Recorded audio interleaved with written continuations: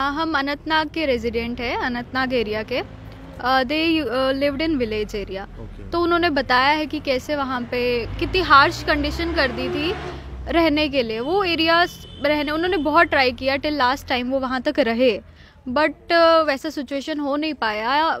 वहाँ पे इतना कोई वैंडरर होगा, वो उनको एज कश्मीरी पंडित वो उनको कोई चीज़ सेल नहीं करता था। तो सर्वाइवल के लिए तो बेसिक नेसेसिटी तो ज़रूरी है, वो उनको नहीं प्रोवाइड की जाती थी। वहाँ क्या कंडीशन वहाँ रहा, वो टॉर्चर सिचुएशन क्या थी उनकी वहाँ पे, तो वो वहाँ सर्वाइवल सिचुएशन थी ही नहीं कि कश्मीरी पंडित वहाँ उस समय सर्वाइव कर सके।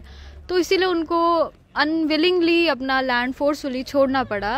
और उन्होंने तब कोई केयर नहीं किया कि उनके पास पैसा है या नहीं है, उन्होंने अपना नेसेसिटी का आइटम लिया है या नहीं, बट स्टिल उनको अपनी लाइफ सेव करने के लिए वहाँ से कश्मीरी हिंदू पंडितों का सच, जो कई बार आप मेरी वीडियोस में हम कोशिश करते हैं लोगों तक पहुंचाने का, क्योंकि कश्मीरी हिंदू पंडितों के साथ 1990 में क्या हुआ था वो सच लोगों तक पहुंचना चाहिए।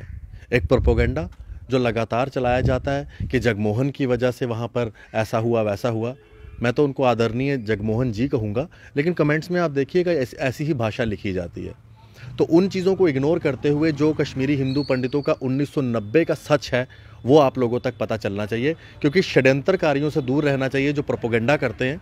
जो सच है वो सब तक पहुंचना चाहिए, और सच वही बता सकते हैं जिन्होंने ये चीज़ सहन की हो। जिन्होंने सहन ना की हो वो कभी नहीं बता सकता।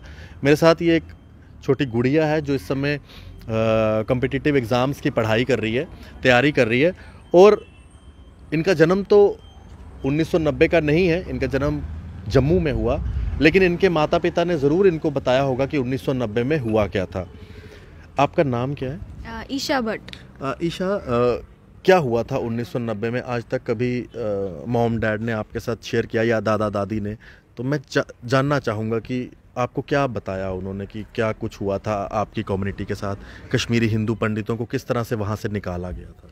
एग्जैक्टली तो जब हमारे पेरेंट्स हमें एक्सप्लेन करते हैं ये सब, वो बहुत इमोशनल हो जाते हैं, बहुत ज़्यादा। तो हम उन्हें बोलते हैं कि आपका मदरलैंड है, क्यों नहीं जाते हो, बट वो उनका जो फेयर कंडीशन आता है और विद इमोशनल, वो नहीं चाहते थे कि वो अपना मदरलैंड छोड़े, but still due to that circumstances of fear उनको छोड़ना पड़ा अपना मदरलैंड। तो वो बताते हैं कि क्या कंडीशन वहाँ रहा, वो टॉर्चर सिचुएशन क्या थी उनकी वहाँ पे, तो वो वहाँ सर्वाइवल सिचुएशन थी ही नहीं कि कश्मीरी पंडित वहाँ उस समय सर्वाइव कर सके। तो इसीलिए उनको अनविलिंगली अपना लैंड फोर्सफुली छोड़ना पड़ा। और उन्होंने तब कोई केयर नहीं किया कि उनके पास पैसा है या नहीं है, उन्होंने अपना नेसेसिटी का आइटम लिया है या नहीं, बट स्टिल उनको अपनी लाइफ सेव करने के लिए वहाँ से निकलना पड़ा। दे डिडंट केयर कि वहाँ पे अभी सुबह का समय है, रात का समय है, बस अपनी आइडेंटिटी को छुपाने के लिए कि वो कश्मीरी पंडित है, उनको जम्मू से एग्जॉर्ट करके यहाँ पे आना पड़ा। जम्मू। आपके माता पिता कश्मीर में कहाँ रहते थे, उन्होंने बताया कुछ? और वहाँ से किस तरह से सारी प्रॉपर्टी घर बार छोड़ देना पड़ा उस समय? हाँ, हम अनंतनाग के रेजिडेंट हैं, अनंतनाग एरिया के। They lived in village area. तो उन्होंने बताया है कि कैसे वहाँ पे कितनी हार्श कंडीशन कर दी थी रहने के लिए। वो एरियाज रहने उन्होंने बहुत ट्राई किया टिल लास्ट टाइम वो वहाँ तक रहे, बट वैसा सिचुएशन हो नहीं पाया। वहाँ पे इतना कोई वैंडरर होगा, वो उनको एज कश्मीरी पंडित वो उनको कोई चीज़ सेल नहीं करता था। तो सर्वाइवल के लिए तो बेसिक नेसेसिटी तो ज़रूरी है, वो उनको नहीं प्रोवाइड की जाती थी वहाँ पे। हाँ, डोमिनेंस बहुत मिला, बहुत ज़्यादा लोग उनको ऑप्रेस करते थे, तो जिसके कारण जब अनबेरेबल कंडीशन हो गई, अनफॉर्चुनेटली उनको वो सब लीव करना पड़ा। आज भी कभी आप पूछते हो तो मॉम डैड इमोशनल हो जाते होंगे? सेम सिचुएशन है फ्रॉम द फर्स्ट डे। जब हम उनसे पूछते थे कि कैसा है, सेम उनका फेस एक्सप्रेशन वैसा ही इमोशनल होता था एंड फेयरफुल होता था। और अभी भी जब हम बोलेंगे, वो इतने ईयर से कुछ भी नहीं बदला, सेम वैसा ही उनका रहता था। They too want to go to their place, कोई अपने घर को छोड़ के नहीं जाना चाहता है, बट स्टिल वो नहीं जा सकते। तो वो उनको उसका भी रिग्रेट है कि they want to go but no one is taking initiative. तो ऐसी सिचुएशन में तो वो वहाँ जा भी नहीं सकते हैं। ओके, आज भी गवर्नमेंट ऑफ इंडिया ना इस चीज़ को माइग्रेशन का नाम देती है, आज भी इस चीज़ को जेनोसाइड का नाम नहीं दिया जा रहा है।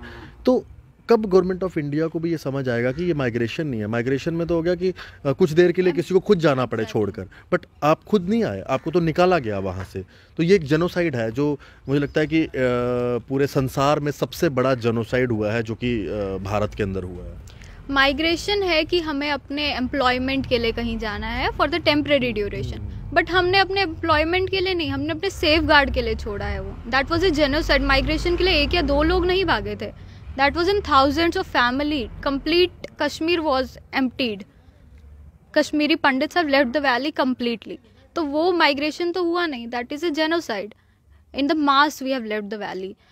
तो उसके लिए तो ऐसा है नहीं। No one is highlighting our issue right now, and no such authority is taking any initiative regarding us for our safe line. No one has done yet.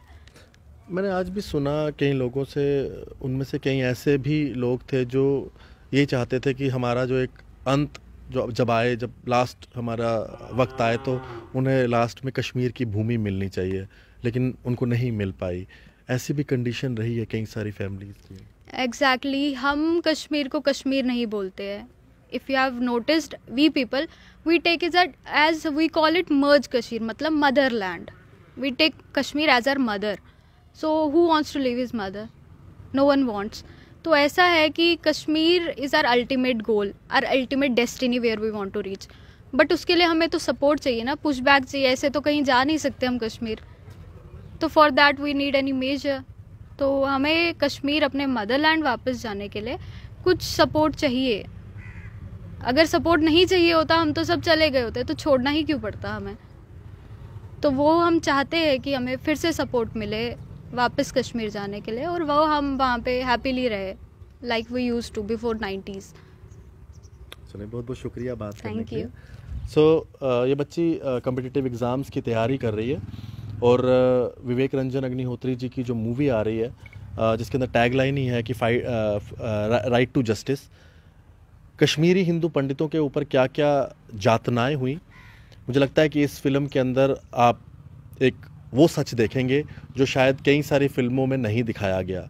कई सारी फिल्में बनी कश्मीरी हिंदू पंडितों के ऊपर, लेकिन वो सच नहीं दिखाया गया जो शायद विवेक रंजन अग्निहोत्री जी दिखाएंगे। और 11 मार्च का इंतज़ार है, और मैं चाहूँगा कि आप लोग भी इस सच को ज़रूर देखें, और कश्मीरी हिंदू पंडितों के साथ क्या हुआ था वो आपको पता होना चाहिए। धन्यवाद, आप सभी को राम राम।